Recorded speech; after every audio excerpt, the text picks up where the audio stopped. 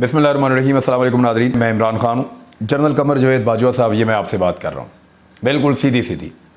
पाकिस्तान के army chief से मैं मुखातिब और उनसे मैं बात कर रहा हूँ। बराह रास्त तो मेरी कभी ऐसे बात हुई नहीं, ना कभी वन ऑन मुलाकात हुई है और ना मेरे ख्याल में होने जा रही है। तो मेरे पास यही एक प्लेटफॉर्म है जिससे मैं उनको बता सकता हूँ कि हो क्या रहा है और क्यों हो रहा है और कौन कर रहा है। एक तो मैं हकायक आपके सामने रख दूँ कि मेरा ये मानना है कि पाकिस्तान में रजीम चेंज ऑपरेशन हुआ है।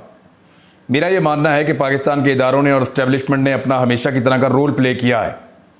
मैं वैसे ही इस बात को मानता हूं जैसे पीडीएम की जमातें हमेशा बरमला कहती रहीं और इस बात को तस्लीम करती रहीं और इसको वो मानती थीं कि इमरान खान साहब की हुकूमत को एक रजीम चेंज करके लाया गया है और उसमें पाकिस्तान की इस्टेब्लिशमेंट ने अपना किरदार अदा किया है। वो बड़े भोंडे इल्ज़ामात भी लगाते रहे, लेकिन वो वक्त गुजर गया और अब दोबारा एक और रजीम चेंज ऑपरेशन हुआ। मेरा मानना है इस मरतबा फिर वही हुआ है। जो एक पूरा बैकग्राउंड है पिछला, उसको देखते हुए मुझे तो यही लगता है, क्योंकि ऐसे हो नहीं सकता कि इतनी सारी पार्टियां ही। और मैंने शवाहिद देखे, मैंने चीज़ें देखी, मेरे सामने चीज़ें होती रही, वन वन एक एक करके चीज़ आती रही, मैं देखता रहा तो मैं कायल हो गया और मैंने अपना एक मौक़िफ़ बनाया, बिल्कुल वैसे ही जैसे कल एक मौक़िफ़ मरीम नवाज का था, नवाज शरीफ का था और दर्जनों सहाफ़ियों का था, फजल रहमान का था, आसिफ अली जरदारी का था, बिलावल का था और दर्जनों सहाफ़ियों का था। इसी तरह मेरा भी एक मौक़िफ़ है और पाकिस्तानी कौम का भी एक मौक़िफ़ है।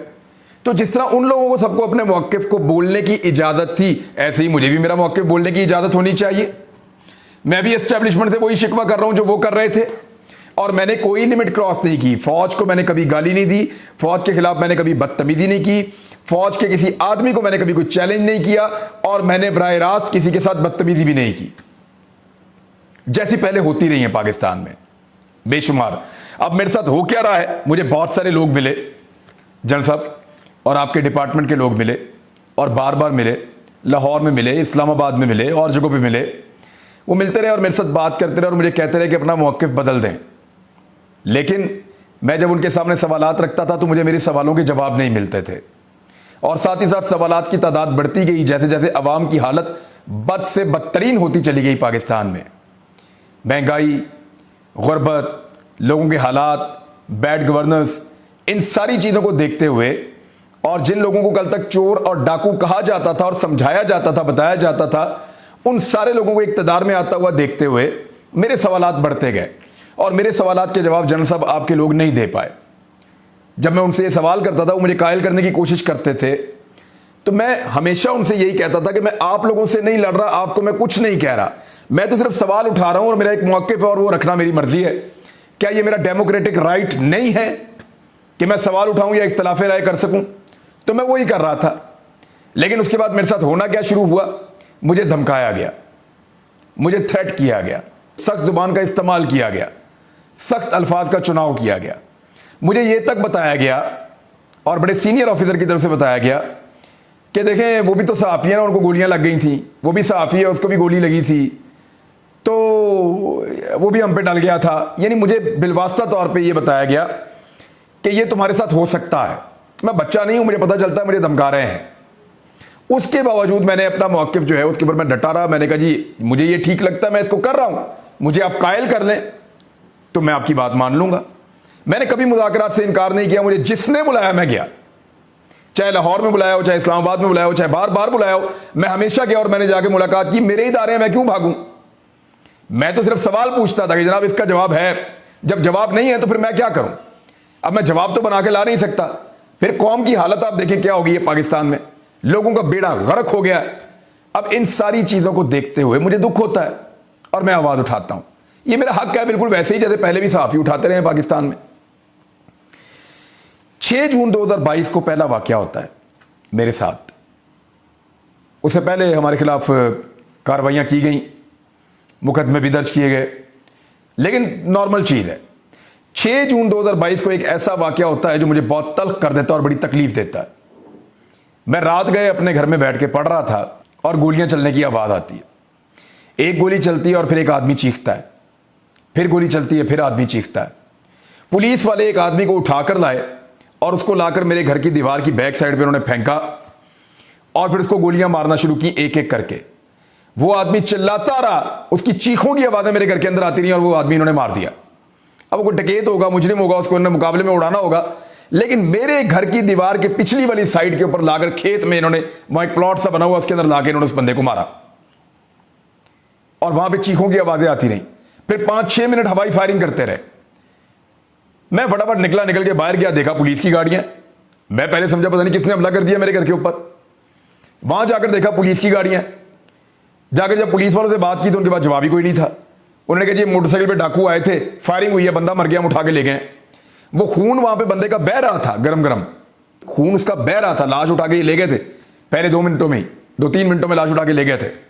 खून बंदे का बह रहा था और मोटरसाइकिल जो वहां खड़ी थी जिसके ऊपर मुबैना तौर पे डाकू आए थे, जब मैंने उसके साइलेंसर को हाथ लगाया तो वो यक ठंडा था। यानी एक झूठा पुलिस मुकाबला मेरे घर की बैक साइड पे इन्होंने बनाया। सिर्फ मुझे, मेरे बच्चों को, मेरे वालिदैन को, जो आखिरी कमरा मेरे वालिदैन का है या मेरे बच्चों का है, हम सबको हरासा करने के लिए यह कार्रवाई की गई लाहौर में। और उसके बाद क्या होता है, मजीद मुकदमा दर्ज होते हैं, हम अपनी जमानतें करवाते हैं, हमारे ऊपर फिर दबाव डाला जाता है। बार बार लोग मुलाकातें करते हैं, दबाव डालते हैं, लेकिन हमारे सवालों का जवाब नहीं दिया जाता। कोई हमारे सवाल का जवाब देने के लिए तैयार नहीं है। और फिर एक दिन मुझे पता चलता है कि मुझे फैंटी लगानी है कुछ लोगों ने सादा कपड़ों में, जैसे लगाई है अयाज अमीर को। इसी तरह मुझे कुछ लोग मारना चाहते हैं, मेरी गाड़ी को रोक के मुझे उतार के मुझे मारना चाहते हैं। को बाजू या टांग तोड़ देंगे या दांत तोड़ देंगे, इस तरह का उनका इरादा है। तो मैं क्योंकि अपने साथ सिक्योरिटी रखता हूं, और सिक्योरिटी इसलिए नहीं रखता कि मुझे कोई शौक है या कोई मुझे दिखावे का शौक है। मुझे आईएसआई ने, आपके ऑफिसर्स ने, वो अभी भी आपके अंडर काम करते हैं, जनरल साहब आप उनसे पूछ लें, क्या उन्होंने मुझे कई मरतबा नहीं कहा, क्या उन्होंने थ्रेट लेटर जारी नहीं किया, क्या उन्होंने बार बार नहीं कहा कि आपको सिक्योरिटी की जरूरत है, आप रास्ते बदल बदल के जाएं, क्या उन्होंने नहीं कहा कि आप अपने असला लाइसेंस लें और अपने साथ सिक्योरिटी के गार्ड्स भी आप रखें, क्या वो मुझे इसमें फैसिलिटेट नहीं करते रहे? आपके इदारों के लोगों ने मुझे बताया कि फला फला तंजीम से तुम्हें खतरा है, और वो तकरीबन 15-20 प्रोग्राम है, वो मैंने अब अदालत के लिए भी निकाल कर रखे हैं ताकि अदालत को हम बताएं कि वो किस तरह के प्रोग्राम है जो हम कर रहे थे, किन हालात में, जिनकी वजह से ये खतरात मौजूद थे। और बाकायदा एजेंसीज की रिपोर्टें थी, और उन्होंने मुझे वर्बली भी कहा था कि आप सिक्योरिटी का बंदोबस्त करें। तब मैंने ये सिक्योरिटी के लिए कुछ हथियार लिए, कुछ सिक्योरिटी गार्ड अरेंज किए। कभी जिंदगी में हमने अपने वेपन को डिस्प्ले नहीं किया खतरा होने के बावजूद। हर हथियार को हमेशा गाड़ी के अंदर छुपा कर रखते थे ताकि लोग ये ना समझे कि हम दिखावा कर रहे हैं। और इसके बावजूद मुझे पता चलता है जी कि मेरे हथियार वापस लिए जा रहे हैं। और मुझे पता कैसे चलता है, वो जो लोग जिनको ये कहा जाता है कि इसके हथियार वापस लेने और इसके खिलाफ ये कार्रवाई करनी है, वो लोग मुझे खुद राब्ता करके बताते हैं कि जनाब हम आपके साथ ये करने वाले हैं। तो जनरल साहब जब मैं उन्हें पूछता हूं कि जनाब मेरे साथ ये क्यों करने वाले हैं, तो कहते हैं जी हमें बहुत दबाव है। और दबाव है कहां से? सेक्टर कमांडर लाहौर जो हमारे ब्रिगेडियर राशिद साहब है, मैं उनसे मिला हूं, बड़े अच्छे तरीके से मिले थे मुझे वो। लेकिन मुझे पता चल जाता है कि दबाव कहां से आ रहा है। लाहौर के ऑफिस से दबाव आ रहा है आईएसआई के, और कहा जा रहा है कि जनाब इसके हथियार वापस ले लो। और उसके बाद बगैर किसी जवाब के, बगैर किसी लीगल जस्टिफिकेशन के मेरे सारे हथियार वापस ले लिए जाते हैं। मुझे निहत्था कर दिया जाता है ताकि इसको फैंटी लगाई जा सके। पुलिस आती है, मुझे लेटर दिखाती है, मेरे हथियार देती है, चली जाती है। अब मेरे सिक्योरिटी वालों के पास हथियार मौजूद नहीं है। मेरे पास एक गाड़ी है जो मैंने तकरीबन 6 महीने की इंक्वायरी भुगतने के बाद वो लाइसेंस लिया था, और मेरे पास नहीं है जनरल साहब, बहुत सारे लोगों के पास है। आपके बेशुमार ऑफिसर्स के पास भी है बुलेट प्रूफ गाड़ियां, बहुत सारे सहाफियों के पास भी है बुलेट प्रूफ गाड़ियां, और बहुत सारे बेशुमार पॉलिटिशियंस के पास भी है बुलेट प्रूफ गाड़ियां। और इवन आपने बहुत सारे ऐसे लोगों को भी दी हुई है जिनको गैर जरूरी है। तो मुझे बाकायदा कहा गया था कि आपकी सिक्योरिटी, आपकी जान को खतरा है। तो हमने एक कुछ सस्ती गाड़ी ढूंढी हुई थी, मैंने अप्लाई कर दिया उसके लिए, परमिट के लिए, लाइसेंस के लिए, कि मुझे लाइसेंस मिलेगा तो फिर मैं गाड़ी ले लूंगा। और तकरीबन 5-6 महीने हर तरह की एजेंसी की इंक्वायरियां भुगतने के बाद बिलाखिर मुझे यह लाइसेंस मिल गया, क्योंकि बहुत सारे और साथियों को भी मिला हुआ था। वो लाइसेंस भी मेरा अचानक मुझे लेटर आता कि वो भी कैंसिल हो गया, अब आप ये गाड़ी भी नहीं चला सकते। मैं उस वक्त ट्रेवल कर रहा था लाहौर से इस्लामाबाद की जानिब, और फिर लगातार मेरे ऊपर एफआईआर का सिलसिला शुरू हो जाता है।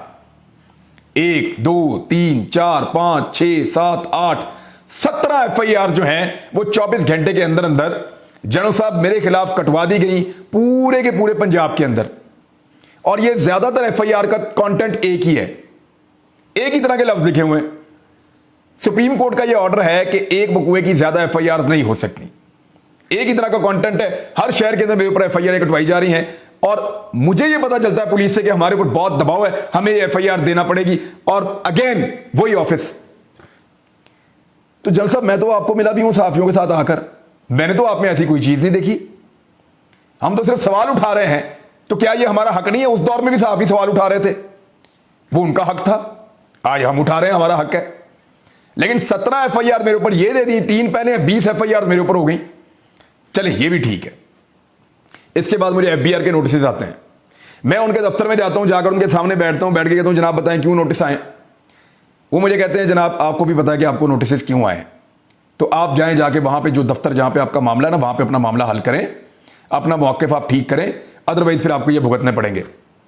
वो मेरे साथ सेल्फियां बनाते हैं, तस्वीरें बनाते हैं कि आपका मौक़िफ़ ठीक है, लेकिन आप ये जानते हैं ना खान साहब आपको ये क्यों आए हैं, ये नोटिस एफबीआर के।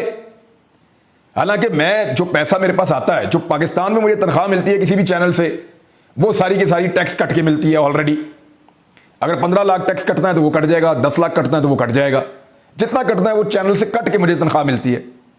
जो बाहर से यूट्यूब के पैसे आते हैं वो तो सारी बैरूनी इनकम है, और उसके ऊपर जो टैक्स कटता है वो बैंक के अंदर मैं कटवा देता हूं, एडवांस टैक्स कटवा देता हूं मैं। अब वहां पे मुझे कहा गया नहीं जी नहीं, ये सारे पैसे हमने बंद कर देने आपके ले लेने, और मुझे नोटिस भेजना शुरू कर दिया एफबीआर ने। मेरे साथ बात करते हैं तो शर्मिंदा होते हैं, मुझे कहते हैं जी हमारा कसूर नहीं है, आप भी जानते हैं क्या हो रहा है, और नोटिस भी मुझे भेजते हैं ताकि मैं बार बार उनके दफ्तरों के चक्कर लगाऊं।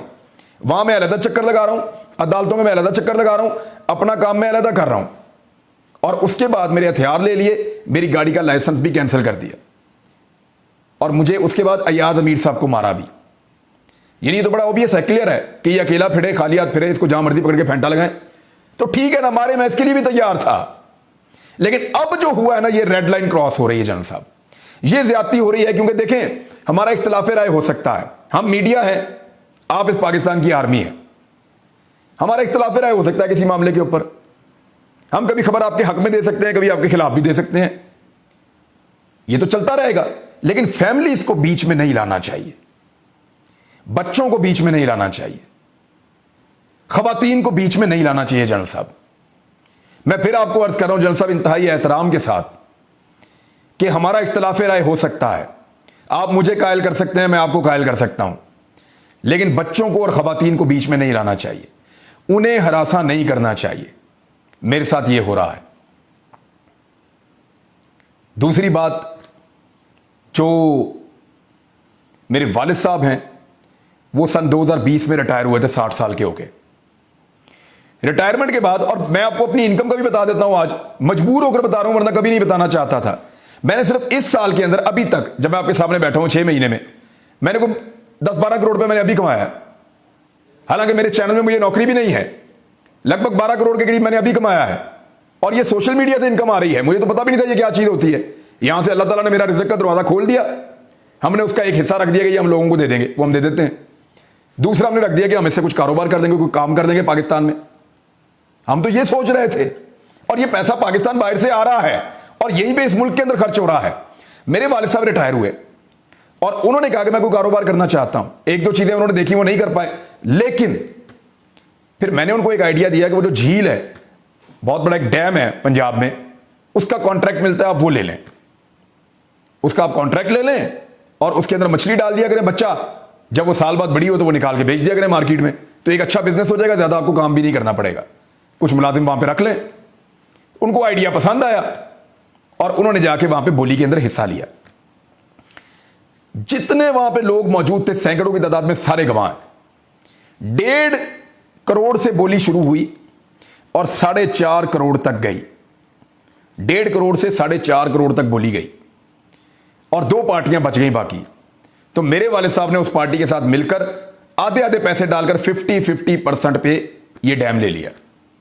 यानी 2.25 करोड़ रुपया मेरे वालिद साहब ने दिया, 2.25 करोड़ रुपया मियां वाली की जो पार्टी है उन्होंने दिया, और दोनों ने मिलकर इस डैम को ले लिया।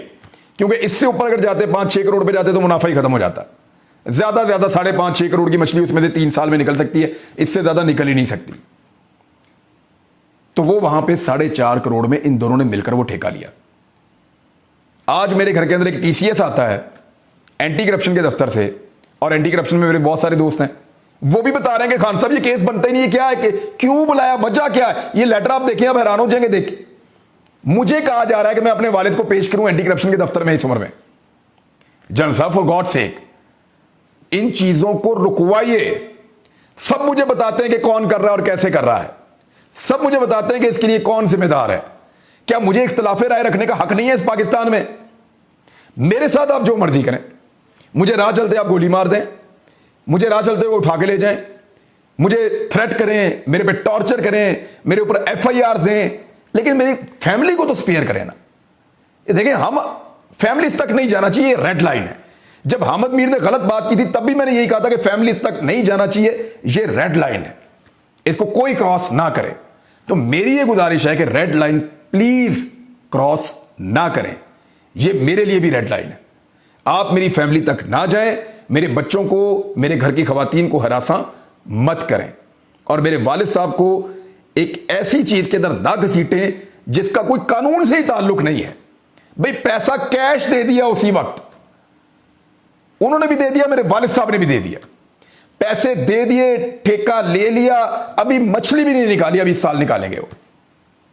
तो इसके ऊपर किस चीज का बदला ले रहे हैं हमसे, मुझे समझ नहीं आ रही। हमें ये डिपार्टमेंट सारे क्यों मेरे पीछे पड़ गए हैं?